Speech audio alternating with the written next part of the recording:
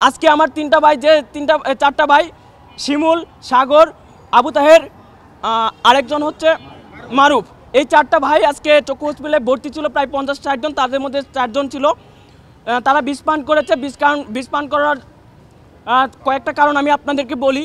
দীর্ঘ 10 মাস হয়ে গেছে, অনেকে আমরা মোটামুটি একটু সুস্থ স্বাভাবিক এখন চলাফেরা করতে পারি বা পরিপূর্ণ সুস্থ না। আমরা যে আগে কর্ম করতাম, কর্ম বলতে অনেকে আমরা চাকরিজীবী ছিলাম, অনেকেই স্টুডেন্ট ছিলাম, কিংবা অনেকেই আছে শ্রমজীবী, দিন এনে দিন খেত, তারা আজকে কর্মহীন। এই যে মানুষগুলো কর্ম হারিয়েছে, গত 10 মাসে সরকার এর কোনো ধরনের ব্যবস্থা করেনি। ইভেন কোনো রাজনৈতিক দলও এটার জন্য সরকারকে প্রেসার ক্রিয়েট করেনি। তারা তাদের নির্বাচন সংস্কার তারা তাদেরটা চেয়ে যাচ্ছে, কিন্তু আসলে যে যারা এই দ্বিতীয় স্বাধীনতা এনে দিচ্ছে তাদের মূল্যায়নটা নাই। তাদেরকে আসলে কি করতে হবে সেটাও তাদের মাথায় নাই।